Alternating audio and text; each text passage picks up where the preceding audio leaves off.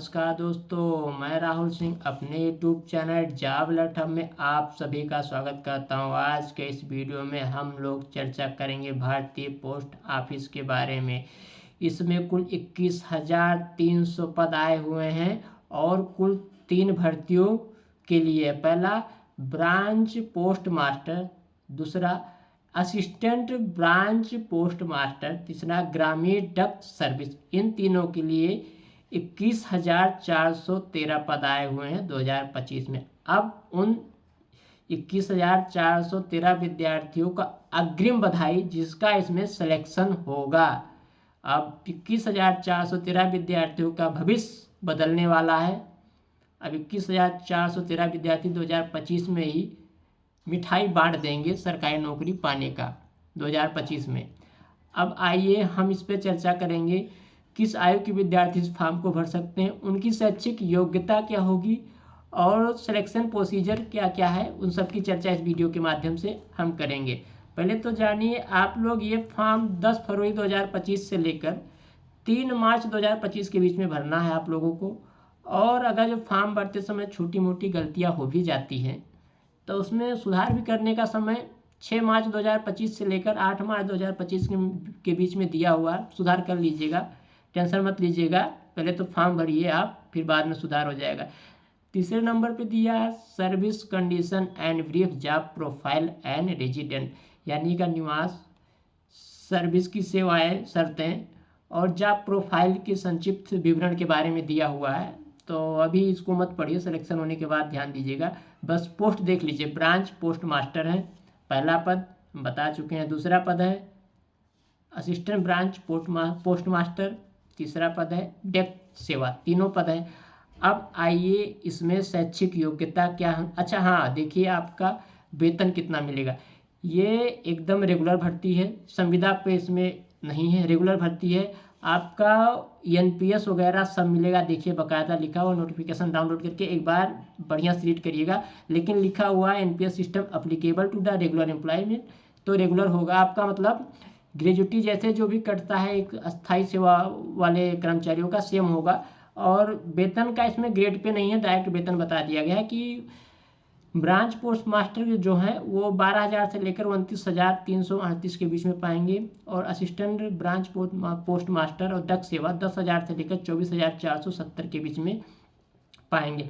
अब ये जो विद्यार्थी बेरोजगार हैं, काफ़ी दिन से तैयारी कर रहे हैं, कहीं सिलेक्शन नहीं हो रहा है या BEd करके इंतजार कर रहे हैं, तो वो लोग इस फॉर्म को डाल दें, सिलेक्शन हो जाएगा।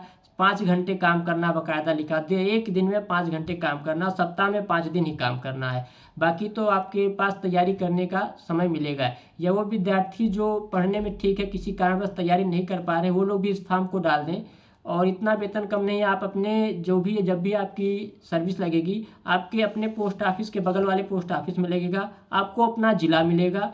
और अगर जो अपने ज़िले में आप 29,000 रुपये प्राप्त कर भी ले रहे हैं आराम से बैठे बैठे, तो जान लीजिए आप दिल्ली बम्बई कहीं भी बाहर रहकर या लखनऊ प्राइवेट जॉब करके 60,000 पा रहे हैं तो बराबर है, क्योंकि आप घर रहेंगे, अपनी खेती देखेंगे, अपना परिवार देखेंगे, और अतिरिक्त जो HRA हो, रूम रेंट देना रहता है, ये सब आपका बचेगा। बाकी तो अनाज तो घर ही का रहेगा, थोड़ा सब्जी उब्जी बैठा लीजिएगा तो भी बच जाएगा। तो ये 29,300 रुपये सेफ है। आप देख नहीं रहे हैं कि एक प्राइमरी का टीचर जिसका वेतन 50,000 रुपये है, वो आराम से गाँव में रहता है, जीता है, खाता है, एक अच्छी सी गाड़ी लेकर घूमता है। और वहीं 2 लाख रुपये प्राप्त करने वाला यहीं नोएडा में इंजीनियरिंग करके सर्विस कर रहे हो, या गुड़गांव में कर रहे हो, या बंगलौर में कर 2 लाख पा रहे हैं, उतने अय्यासी से नहीं जी पाते हैं, क्योंकि उनको रूम रेंट देना है और ऑफिस का भी खर्चा। आप प्राइमरी में नौकरी कर रहे हो या कोई भी सरकारी नौकरी कर रहे हो, आप एक टी-शर्ट में चले जाएंगे और एक ऐसे जो 100-200 रुपये की पैंट पहन के भी चले जाएंगे, एक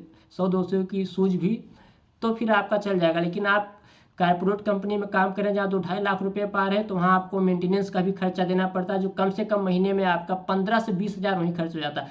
तो आप, हमको लग नहीं रहा कि 2 लाख में आप 50,000 भी ठीक से बचा पाएंगे अगर जो बाहर रह के नौकरी कर रहे हैं। और यही रियलिटी है, वास्तविकता भी वही। तो अगर जो आप इस नौकरी में जा रहे हैं, 29,000 पा रहे हैं या 24,000 पा रहे हैं, तो बाहर आपके 72-73,000 के बराबर है, क्योंकि आपका पूरा का पूरा पैसा बचना है। और एक इज्जत भी आपको समाज में मिलेगी कि आप सरकारी नौकरी में हैं, किसी न किसी का कार्य तो पोस्ट ऑफिस में लगेगा ही लगेगा।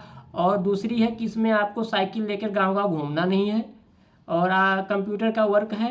तो इस फॉर्म को हम शैक्षिक योग्यता के बारे में भी आगे चर्चा करेंगे, एज के बारे में देखकर इस फॉर्म को आप लोग भरिएगा। अब एज जो है आपकी 18 से 40 वर्ष की आयु के विद्यार्थी इस फॉर्म को भर सकते हैं। आगे देखिए, और कैटेगरी के अनुसार आपको आरक्षण भी मिला हुआ है। अगर जो SC ST है तो 5 साल का छूट मिला, यानी 45 साल, और OBC है तो 3 साल का 43 साल।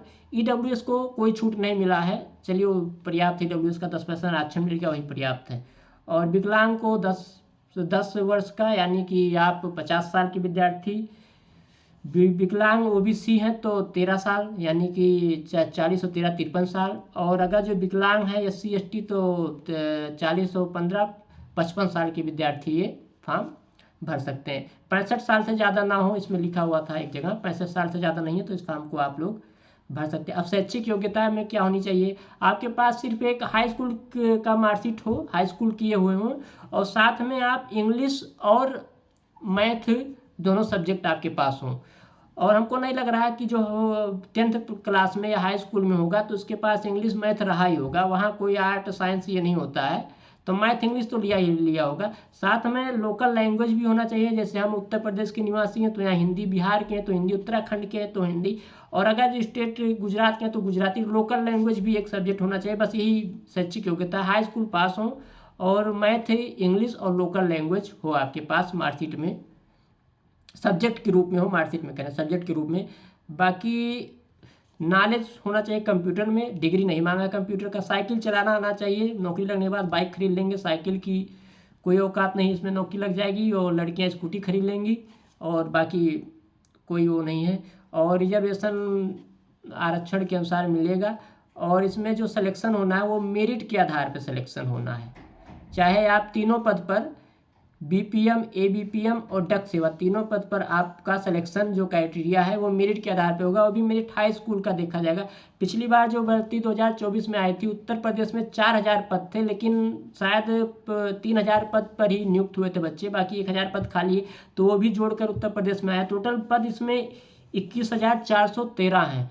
तो जान लीजिए पिछली बार 56-57% जिसका था उसका सिलेक्शन हो गया था, तो वो सभी विद्यार्थी डाले जो 55% से ऊपर हैं, और बाद में जो मेरिट बनेगा उसके अनुसार अपनी छटनी होगी। बहुत लोग सर्विस नहीं करते हैं। पिछली बार बच्चे इसलिए फॉर्म नहीं डाले कि वो लोगों को लग रहा था कि साइकिल लेकर घर घर घूमना पड़ेगा, हमारी इज्जत चली जाएगी। इज्जत उज्जत कुछ नहीं जाएगी, चुपचाप फॉर्म भरिए और नौकरी लीजिए और अपना घर संभालिए।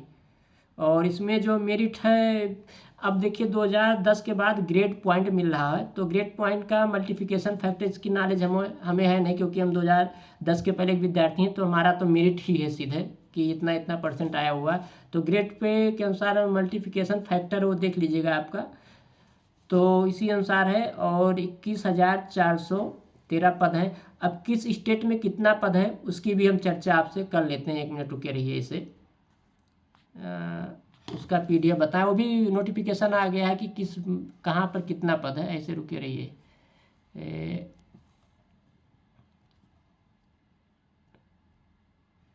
ये देखिए, हम मूल रूप से उत्तर प्रदेश के निवासी हैं, तो पहले उत्तर प्रदेश के देख लें। उत्तर प्रदेश में 3004 पद हैं टोटल, उत्तर प्रदेश में 3004 पद है। जो सामान्य वर्ग के विद्यार्थी हैं 1374, OBC के विद्यार्थियों के लिए 789 पद है, SC के लिए 554 पद, ST के लिए 28 पद, और EWS इकोनॉमिक्स वीकर सेक्शन के लिए 223 पद। बाकी विकलांग कैटेगरी के लिए 3 कैटेगरी में इनको बांटा गया, 18, 7 और 9 और 2, टोटल मिलाकर 3004 पद है। वहीं बगल में उत्तराखंड भी है हमारा, 568 पद है उत्तराखंड में। और वहीं बगल में अगर जो उत्तर प्रदेश में के बच्चे बिहार जाना चाह रहे हैं तो बिहार, लेकिन हाँ बिहार में तो आप लोग फॉर्म ही नहीं भर सकते, मूल निवासी और लोकल लैंग्वेज चाहिए। तो उत्तर प्रदेश वाले उत्तर प्रदेश देखें, सब अपना अपना प्रदेश देखें हैं। बिहार के लिए जो 783 पद हैं, जिसमें में से सामान्य वर्ग के लिए 308, OBC के लिए 224, SC के लिए 117, ST के लिए 42, EWS के लिए 68, और विकलांग की 3 कैटेगरियां हैं जिसमें 12, 5, 5, 2। आइए हम टोटल पद जो बार बार चिल्ला रहे हैं 21,413 है, नीचे देख लीजिए। टोटल हमारे यहाँ 36 राज्य, 28 ऐसे राज्य हैं और 8 केंद्र शासित प्रदेश है। टोटल 36 राज्य, 36 राज्यों में 21,413 विद्यार्थी गवर्नमेंट जॉब में हो जाएंगे उन सभी को बहुत बहुत बधाई, आपको अग्रिम बधाई दे रहे हैं, हो जाएगा सिलेक्शन। ठीक है, और इसी तरीके से विश्वसनीय, सही और सटीक सूचना पाने के लिए गवर्नमेंट जॉब से हमारे चैनल को लाइक शेयर सब्सक्राइब जरूर कर दीजिएगा। वीडियो देख के भाग जाते हैं, ना लाइक करते, ना शेयर, ना सब्सक्राइब करते हैं, कसम से वीडियो देख के आप लोग भाग जाते हैं। नमस्कार, धन्यवाद, जय हिंद, जय भारत।